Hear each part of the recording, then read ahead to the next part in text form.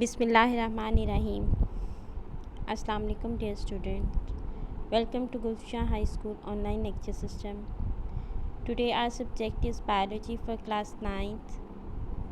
Students, जैसा कि आप लोग जानते हैं हम लोग बायोलॉजी का 3rd चैप्टर कर रहे हैं, बायोडाइवर्सिटी एंड क्लासिफिकेशन. उसमें फर्स्ट लेक्चर में हमने इंट्रोडक्शन पढ़ा था और बायोडाइवर्सिटी के बारे में पढ़ा था. आज हम टेक्सोनोमिक हायरार्की के बारे में पढ़ेंगे.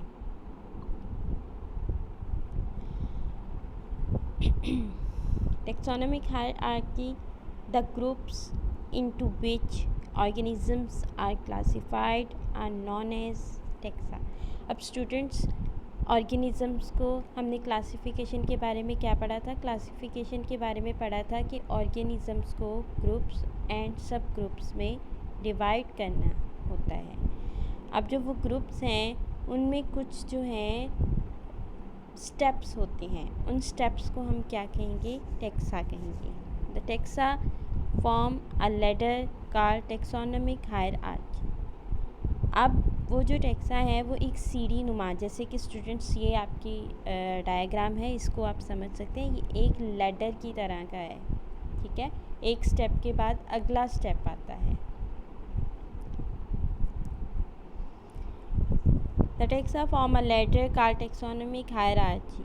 All organisms are divided into 5 kingdoms. सारे organisms को 5 kingdom में divide किया जाता है. Students ये देखिए, सबसे बड़ा जो है वो largest taxon जो है वो kingdom है. उसके बाद phylum है. phylum में जो है वो क्या होते हैं? group of related classes, मतलब मुख्तलिफ क्लासेस से रिलेटेड जो ऑर्गेनिज़म्स हैं उनको हम फाइलम में रखते हैं. फाइलम के बाद क्लास है, इसमें group of order, group of related order, मतलब ऐसे ऑर्गेनिज़म्स जिनके ऑर्डर मिलते हैं एक दूसरे के साथ, वो क्लास में आएंगे. ऑर्डर में क्या आएगा? ग्रुप ऑफ रिलेटेड फैमिलीज़, ऐसे ऑर्गेनिज़म्स जिनकी फैमिलीज़ जो हैं वो एक दूसरे से रिलेटेड हैं. Family, a group of related genera, family में वो ऑर्गेनिज़म्स होंगे जिनके रिलेटेड जेनरा होंगे. Genus, a group of related species, genus में क्या होगा? ये ग्रुप ऑफ रिलेटेड स्पीशीज़ होंगे. Species, it consist of similar organism. Species समझने के लिए स्टूडेंट्स आप ऑर्गेनिज़म्स में इंसानों को देखें, ये एक अलग स्पीशी है. कैट्स को देखें, अलग स्पीशी है. डॉग्स को देखें, अलग स्पीशी है. Taxonomic hierarchy, the groups into which organisms are classified. ऐसे ग्रुप जिसमें ऑर्गेनिज़म्स को क्लासीफाई किया जाता है उसको टेक्सोनोमिक कैटेगरीज या टेक्सा कहेंगे. सिंगुलर इसका टेक्सॉन है. The taxa form a ladder called taxonomic hierarchy. All organisms are divided into 5 kingdoms. सारे ऑर्गेनिज़म्स को 5 किंगडम्स में डिवाइड किया जाता है.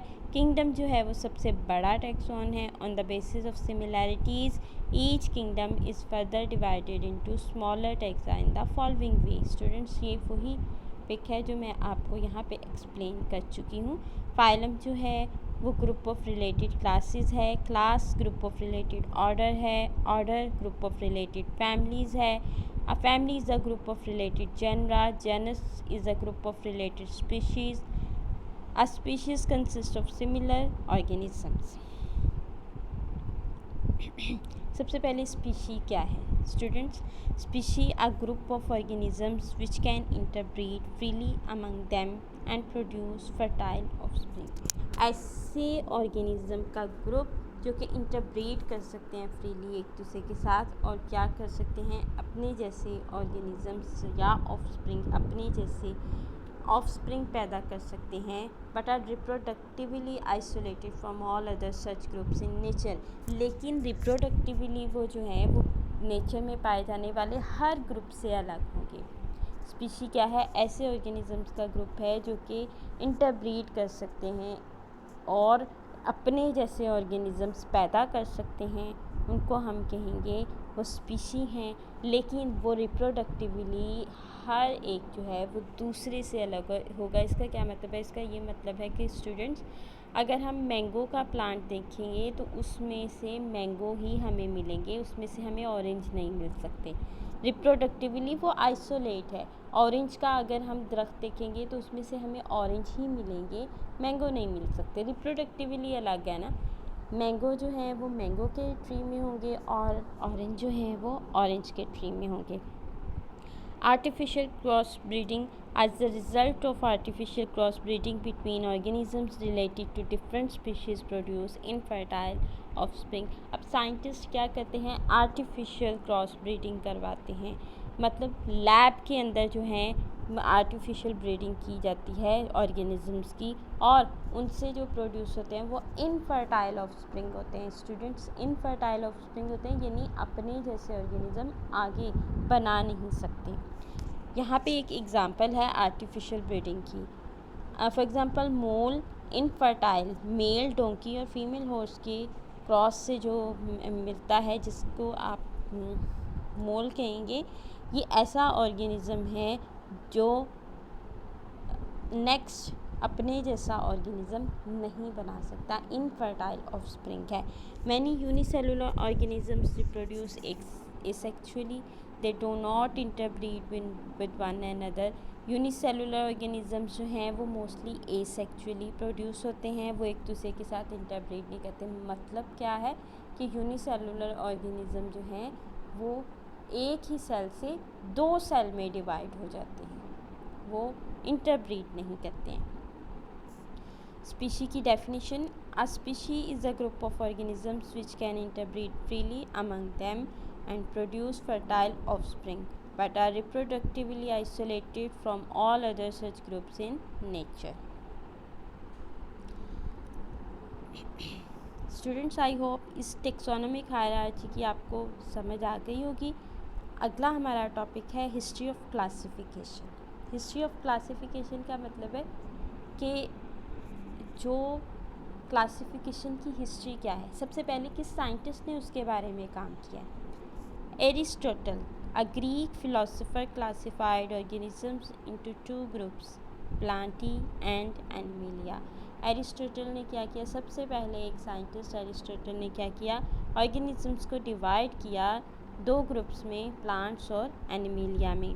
Abu Usman Umar अल-जाहिज, he described the characteristics of 350 species of animals in his book. He wrote a lot about life of ants. उसने क्या किया, 350 species, दुनिया में जितनी भी स्पीशीज़ हैं, बहुत सी स्पीशीज़ पाई जाती हैं, उनमें से 350 स्पीशीज़ को जो है अपनी बुक में लिखा, और ज़्यादातर इनका काम जो है वो लाइफ ऑफ आंट्स, चींटियों की ज़िंदगी के बारे में था। इब्न रुश्द, इन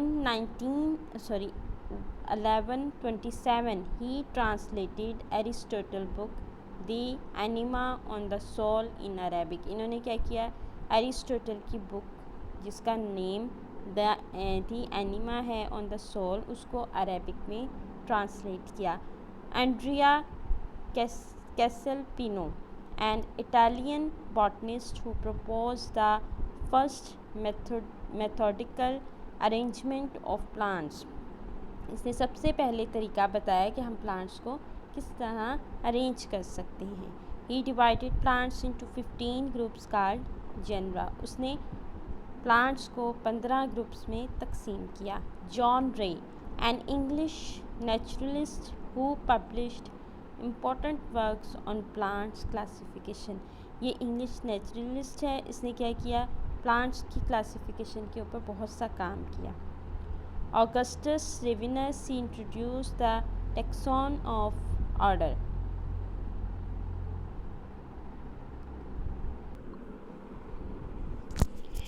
जी स्टूडेंट्स, नेक्स्ट साइंटिस्ट है हमारे पास Tournefort, he introduce the taxa of class and species. अब हमने पीछे टेक्सोनोमिक हायरार्ची लैडर के बारे में पढ़ा था, लैडर ऑफ क्लासिफिकेशन। इस साइंटिस्ट ने उसमें से क्लास और स्पीशीज़ के बारे में बताया।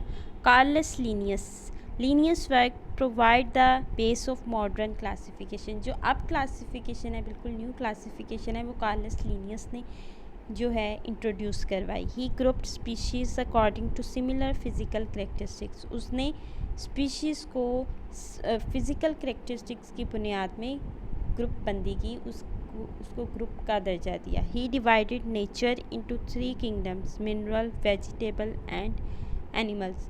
इस साइंटिस्ट ने क्या किया, जो नेचर है उसको डिवाइड किया 3 किंगडम में। उसने कहा 3 किंगडम्स हैं, मिनरल हैं, वेजिटेबल्स हैं एंड एनिमल्स हैं। He used 5 ranks in classification. इस साइंटिस्ट ने 5 रैंक्स यूज़ किए क्लासिफिकेशन में, जिसको क्लास, ऑर्डर, जीनस, स्पीशीज़ और वेराइटी कहा जाता है। He also devised method to formulate scientific names for every species. इसी साइंटिस्ट ने सबसे पहले ये इंट्रोडक्शन दिया था कि हर स्पीशी का जो है वो साइंटिफिक नेम होना चाहिए।